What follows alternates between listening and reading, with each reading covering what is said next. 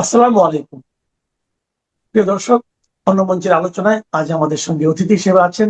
আসসালামু আলাইকুম রহমতুল্লাহি ওবরকাতুহু। সম্মানিত দর্শক, ঈদের পরে আন্দোলন হবে এবং এমন আন্দোলন হবে ঈদের পরে যে সরকারকে ফেলে দেওয়া হবে। সরকারের কোনো সাধ্য নেই, কোনো শক্তি হবে না আমাদের এই আন্দোলনকে মোকাবেলা করার।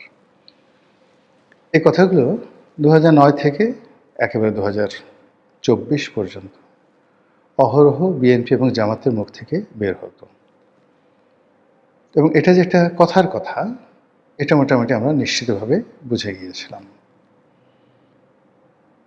আন্দোলন করার জন্য যে উপলক্ষ দরকার, যে শক্তিমত্তা দরকার, যে কৌশল দরকার, সেই বিষয়গুলো শেখ হাসিনার জামানাতে বিএনপিরও ছিল না, জামাতেরও ছিল না। তো সাংবাদিকরা তাদেরকে প্রায় প্রশ্ন করতেন যে কি করবেন, আন্দোলন কবে? সেক্ষেত্রে যদি বর্ষাকালের প্রশ্ন হতো, বলতো এই বর্ষাকালটা যাক, সামনে আন্দোলনের মৌসুম আছে, নভেম্বর মাস থেকে দেখব। তারপর দুটো ঈদ আছে, ঈদ উল ফিতর, ঈদ উল আজহা। এই জন্য তারা বলতে যে ঠিক আছে, ঈদের পরে হবে, এখন মানুষজন ব্যস্ত, ঈদ নিয়ে ব্যস্ত, রোজা নিয়ে ব্যস্ত, কুরবানি নিয়ে ব্যস্ত, এগুলো হবে না। এর বাইরে আরও নানা রকম উপলক্ষ থাকতো। কখনো এসএসসি, এইচএসসি, এই দুটো পরীক্ষা খুব ব্যাপক আকারে আমাদের দেশে হয় এবং বেশি সংখ্যক ছাত্রছাত্রী এখানে অংশগ্রহণ করে এবং সেই সময়টাতেও বিরোধী দল একটা ওসিলা পেত যে এখন আন্দোলন করাটা ঠিক হবে না, ছেলেমেয়েদের পরীক্ষাটা শেষ হোক। এবং তাদের এই যে আন্দোলন করার যে হুমকি, এটি অতীতকালে এতটা হাস্যকর হয়ে পড়েছিল যে অনেকটা ভূপেন হাজারিকার সেই গানের মতো, যে গানে সেই নারী প্রেমিকা বলে যে তুমি আমাকে বিয়ে করবে কবে। তো বারবার সে ওসিলা দেয়, প্রতি মাসে 12 মাসে তার 12টা ওসিলা থাকে যে আমি এই কারণে বিয়ে করতে পারবো না। অসাধারণ সুন্দর গান। আমার গানে সেই কথাগুলো এই মুহূর্তে মনে আসছে না, বাট আপনারা সবাই হয়তো যারা মানে দেখছেন অনেকেই জানেন যে ভূপেন হাজারিকা সে বিখ্যাত গান, সে বিয়ে করতে চায় না।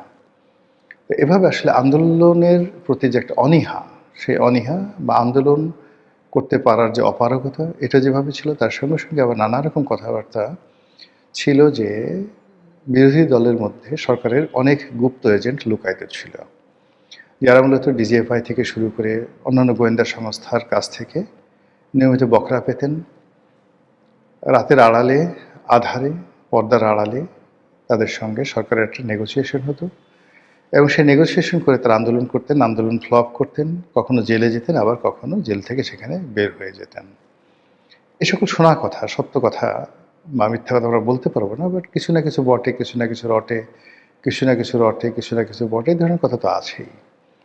তো এই যে অতীতের যে আন্দোলন, সে আন্দোলন নিয়ে যে তিক্ত অভিজ্ঞতা আমাদের, তারই প্রেক্ষিতে এখন নতুন সরকার দায়িত্ব নিয়েছে, মাত্র 1 মাস হলো। আর এই 1 মাসের মধ্যেই সাংবাদিক তারা বিরোধী দলকে জিজ্ঞাসা করছে বা বিরোধী দল সাংবাদিকদেরকে বলছেন যে ঈদের পর, এই যে আমরা যে রিসেন্টলি যে ঈদটা করলাম, সেই ঈদের পর তারা একটা দুর্বার আন্দোলন গড়ে তুলবেন এবং সরকারকে তাদের দাবি মানার ব্যাপারে বাধ্য করবেন। এই বিষয়টা নিয়ে আলোচনা করব। আমার কাছে মনে হচ্ছে যে অতীতে যেভাবে বিরোধী দল আন্দোলনকে ফাঁকি দেওয়ার চেষ্টা করত বা আন্দোলন ঈদের পরে হবে কথাবার্তা বলে মাঠ গরম রাখার চেষ্টা করত এবং টাইম পাস, এবার সম্ভবত সেটা হবে না। প্রথম কারণটা হলো যে সংসদের প্রধান বিরোধী দল জামাত এবং তাদের সিট সংখ্যা কিন্তু কম নয়, 78, এবং এনসিপির সদস্যদের যদি যোগ করা হয় সেটা আরও অনেক বেশি। দ্বিতীয়ত হলো যে জামাত এই মুহূর্তে যে অর্গানাইজড এবং তাদের যেভাবে নানা রকম প্রক্সি সংগঠন আছে, 1টা 2টো 3টে 4টে 5টা, এর বাইরে নানা রকম এনজিও আছে, বিভিন্ন প্রতিষ্ঠান আছে, বিভিন্ন প্রেশার গ্রুপ আছে। প্রেশার গ্রুপ মব করার গ্রুপ যেভাবে আছে, তার সঙ্গে সঙ্গে পত্রপত্রিকায় লেখালেখি করে, সামাজিক মাধ্যমে ঝড় তুলে, বিভিন্ন কন্টেন্ট তৈরি করে তাদের পক্ষে ন্যারেটিভ তৈরি করে এবং সরকারের বিরুদ্ধে ন্যারেটিভ তৈরি করে সরকারকে উত্তেজিত করে দেওয়ার জন্য জামাতের যে ইনস্টিটিউশনগুলো রয়েছে, জামাতের যে ইনস্ট্রুমেন্টগুলো রয়েছে, তাদের যে স্ট্রাকচারগুলো রয়েছে, এটা বাংলাদেশে অন্য কারোর নেই। আপনারা জানেন যে শেষের দিকে শেখ হাসিনা, ওবায়দুল কাদের, আওয়ামী লীগ এবং আওয়ামী লীগের অন্তত 1 ডজন নেতা, তাদের জীবন তছনছ করা হয়ে গিয়েছিল এবং তারা সবাই ধৈর্য হারিয়ে ফেলেছিলেন সেই জামাতি প্রচার এবং প্রোপাগান্ডার কারণে। পত্রপত্রিকায় যখন নেতিবাচক কথা আসে, সাইবার বুলিং হয়, যার বিরুদ্ধে হয় কেবলমাত্র ভুক্তভোগীরাই বুঝতে পারেন যে এটার বেদনা কতটুকু। আমি সংসদ সদস্য হয়েছি 2008 সালে। এর পর থেকেই দেশের একেবারে শীর্ষস্থানীয় সমস্ত পত্রপত্রিকাগুলো অনেকটা সিন্ডিকেট করে আমার বিরুদ্ধে একের পর এক অপপ্রচার। এখন সেই অপপ্রচারটা এত বেশি ছিল, সেই তুলনায় এখন এখন ডক্টর শফিকুর রহমান কিংবা মির্জা আব্বাস, ওনাদের বিরুদ্ধে যে সকল বুলিং হচ্ছে, 2009 থেকে 13-14 সন পর্যন্ত আমার বিরুদ্ধে দেশের একেবারে সবগুলো পত্রিকায়, এমন কোনো পত্রিকায় নেই যে একটিবারের জন্য হলেও আমার বিরুদ্ধে নিউজ ছাপায়নি। এবং যেন তেন রিপোর্ট নয়, একবার শেখ হাসিনাকে উত্তেজিত করে দিচ্ছে, সবার উপরে এমপি রনি, পটুয়াখালীর ভাইয়া, প্রধানমন্ত্রীর কোনো চেইন অফ কমান্ড নেই, রনির ভাইয়া বাহিনী, আজ রনির ভাইয়া বাহিনী এমপিকে অমুকে মারছে, অমুকের মন্ত্রীকে মারছে, অমুকের মন্ত্রীকে গেট ভেঙেছে, এরকম এভরিডে। আমার ছেলেমেয়ে তখন স্কুলে যেতে পারতো না এবং বলতো যে বাবা আমাদের সবাইকে গুন্ডার ছেলে বলে। এবং আমি এই বিষয়গুলো নিয়ে পত্রপত্রিকা তখন পড়া বন্ধ করে দিলাম। টেলিভিশনের এই যে এখনকার যেভাবে ইন্টারনেটের যে বুলিংগুলো হচ্ছে, এটা তখনও 2009-10 সালে এভাবে হয়নি।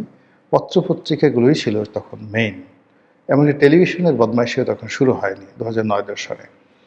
তো সেই পত্রপত্রিকাগুলোর বুলিংয়ের কারণে মানে কি যে পরিমাণ অশান্তি আমার পরিবারে, পার্লামেন্টে যেতাম মন খারাপ থাকতো এবং বেশিরভাগ লোক পিছনে পিছনে হাসতো, টিটকারি করতো, এলাকাতে লোকজন খুব যারা প্রতিপক্ষ মজা লুটতো যে কি হয়েছে।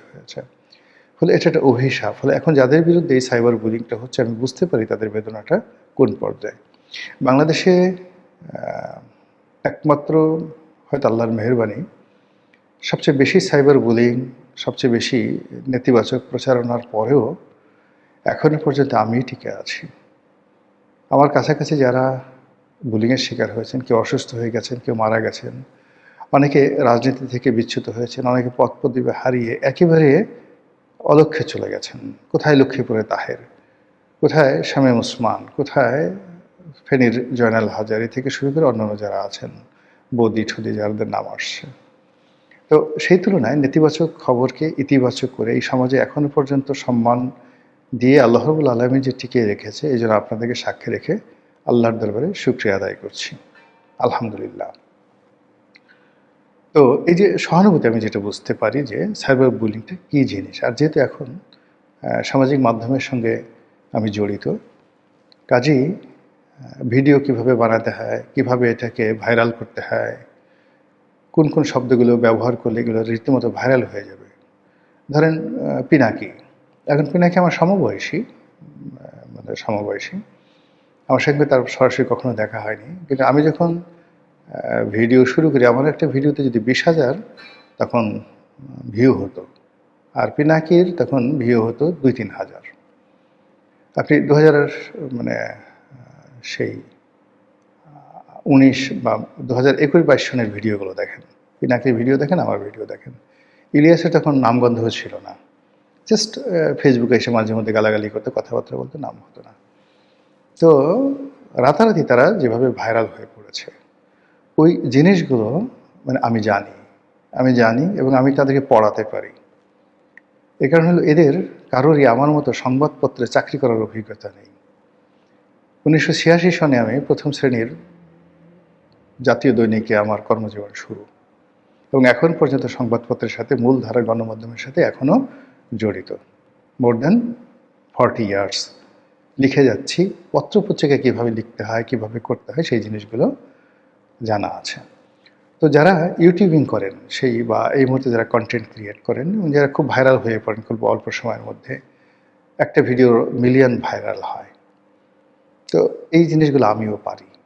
কিন্তু ওটা রুচিতে আসে না, ওটা আমার পক্ষে সম্ভব না। বাংলাদেশেও থেকে পারি। ধরুন এই যে আমার ভিডিওতে দেখুন আমি খুব শালীনভাবে কথা বলি, কিন্তু মাঝে মধ্যে ধরুন টেলিভিশনে যখন বিভিন্ন কথাবার্তা বলি, ২ মিনিটের, ৩ মিনিটের, ৫ মিনিটের যে ক্লিপগুলো, একটা ক্লিপ সেই ২০ মিলিয়ন, ৩০ মিলিয়ন অর্থাৎ ৩ কোটি, ৪ কোটি পর্যন্ত ভিউ হয়ে যায়। এবং এই কাজগুলো আমি করছি সেই দীর্ঘদিন ধরে। আপনার সেই যে আবুল হোসেনের দৌড়, আবুল হোসেনের দৌড়ের গল্প, এর থেকে যে শুরু হলো কত ঘটনা যে আপনি সামাজিক মাধ্যমে পাবেন, যেখানে আমি টেলিভিশনে এই কথাগুলো বলেছি, কিন্তু আমার এখানে আমি কথাগুলো বলি না। এখানে আমি সবসময় একটা শালীনতা বজায় রাখার চেষ্টা করি, যেন আমার যারা দর্শক তারা যেন কোনো অবস্থাতে আমার সম্পর্কে বিভ্রান্ত না হন। আমি এর মাধ্যমে সম্মান এবং মর্যাদার একটা জায়গা তৈরি করতে চাচ্ছি। কিন্তু যদি ভাইরাল হওয়ার ইচ্ছা থাকতো, পিনাকি যা বলে তার চাইতে অনেক বাজে কথা আমার জানা আছে। ইলিয়াস যে কাজগুলো করে তার চাইতে অনেক নিকৃষ্টভাবে সেই কাজ করার দক্ষতা আমার আছে। কিন্তু থাকা সত্ত্বেও আলহামদুলিল্লাহ সেই কাজগুলো কখনো ওইদিকে আমার নজর যায়নি। বাংলাদেশে অনেকে ভিডিও করছে, পয়সা উপার্জন করছে, অনেক কিছু করছে, কিন্তু আমি আমার একটা নির্দিষ্ট জায়গাতে থাকি। এর জন্য যে দেশটা ভালো চলুক, দেশটা ভালো থাকুক, আমরা সবাই ভালো থাকি। তো সেই দিক থেকে যে জাতীয় দায়িত্ব এবং কর্তব্য, সেই কর্তব্যবোধ থেকে মূলত কথাগুলো বলি এবং আজকের যে শিরোনাম সেটাই বলছি। শিরোনামে যেটা বলছিলাম যে ঈদের পরে যে আন্দোলনগুলো, সেই আন্দোলনগুলো এটা কথার কথা নয়। জামাতকে এটা প্রাণান্ত চেষ্টা করতে হবে, মারাত্মকভাবে চেষ্টা করতে হবে নিজেদের সার্ভাইভের জন্য, অস্তিত্বের জন্য। এর কারণ হলো যেভাবে বিএনপির সাথে জামাতের সম্পর্কটা নষ্ট হয়ে গেছে, এই সম্পর্ক বেশি দিন থাকবে না। এবং যা হয়, ক্ষমতায় থাকলে মানুষের ভিতরে যে ধরনের একটা একনায়কতন্ত্র চলে আসে, যেভাবে জিয়া রহমান সাহেবের ছিল, যেভাবে বেগম জিয়ার ছিল, যেভাবে হাওয়া ভবনের তারেক রহমান সাহেবের ছিল, এদের আসলে ক্ষমতার কখনো পরিবর্তন হয় না। Power always speak in the same language. এখানে একজন মানুষ ক্ষমতায় এসে সে প্রথমে খুব খারাপ ছিল, পরে ভালো হয়ে গেছে, প্রথমে ভালো ছিল, পরে খারাপ হয়ে গেছে, এটা না। যারা খারাপ তারা সবসময় খারাপ, যারা ভালো তারা সবসময় ভালো। বলে এই যে বিএনপির একটা শাসন ক্ষমতা, এই শাসন ক্ষমতাটা বিএনপি তো এবার প্রথম ক্ষমতায় নয়। অতীতের যে কর্মকাণ্ডগুলো আছে সেগুলোর চাইতে 10%, 20% বা বড় জোর 25% প্লাস ম্যানেজ হবে। ভালো করলে অতীত চেয়ে 25% ভালো করবে, মন্দ করলে 25% মন্দ করবে, নট মোর দ্যান দ্যাট। সবার একটা সার্কেল আছে। তো সেই দিক থেকে বিএনপি কী আচরণ করবে সেটা বোঝার জন্য আপনাকে 2001 সনে যেতে হবে, 1991-তে যেতে হবে। এর সাথে সঙ্গে তারা কী করেছে, আর 2001 সনে তারা শেখ হাসিনার সঙ্গে আওয়ামী লীগের সঙ্গে কী করেছে।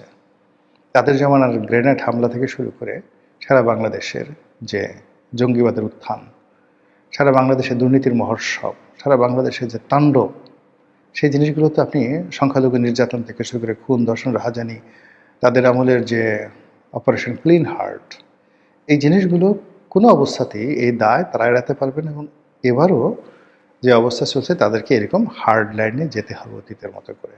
নেতাকর্মীদেরকে তারা রাখতে পারবে না। এবং ফলে জামাত বুঝতে পারছে যে তাদের হাতে সময় খুব অল্প।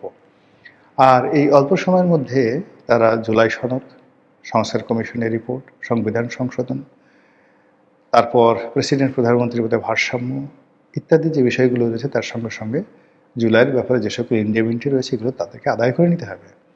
এবং সে আদায় যদি তারা সেটা না করতে পারে, তাহলে এই গত 17 মাসে ডক্টর মোহাম্মদ ইউনূসের শাসন আর 2024 সালের জুন জুলাই মাসে জামাত এবং এনসিপির যে কর্মকাণ্ড, এই সবগুলোই তাদের জন্য গলার কাটা হয়ে দেওয়া দিবে এবং ফাঁসির রশ্মি হিসাবে তাদের সামনে ঝুলতে থাকবে। এবং সরকার ঠিক সেম জিনিসটা তাদের সামনে ঝুলাতে চাচ্ছে। যেভাবে এরশাদের বিরুদ্ধে জিয়া হত্যার, মঞ্জুর হত্যা মামলার যে রায়, এই রায়কে সামনে রেখে শেখ হাসিনা তাকে ব্যবহার করেছেন, দীর্ঘদিন ব্যবহার করেছেন। তো এরকম অনেক কিছু আছে, সবারই কতগুলো দুর্বলতা থাকে সব ব্যাপারে।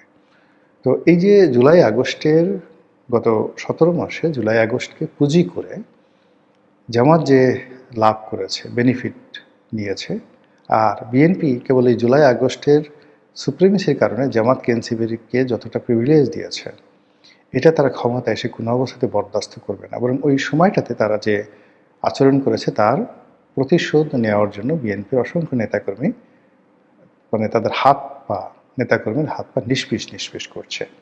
তো কাজেই জামাত এই জিনিসগুলো বোঝে। তারা সিঁদুরে মেঘ দেখা মানুষ, তারা অভিজ্ঞতা সম্পন্ন মানুষ, বিরূপ পরিস্থিতিতে চলা মানুষ। ফলে এখানে একেবারে জামাতের লোকজন যেভাবে হ্যান্ডশেক করবে, মুসাফা করবে, গত সে স্বাধীনতার পর থেকে এই পর্যন্ত করে আসছে, এটা এবার হবে না। আপনি গত 17 মাসে দেখেন জামাতি লোকদের চেহারা দেখেন, তারা যেভাবে নিজেদেরকে পরিবর্তন করেছে। জামাতের অসংখ্য লোকের সঙ্গে আমার পরিচয় ছিল। তো এখন তাদের ভাবসাব দেখলে আমার ভয় লাগে।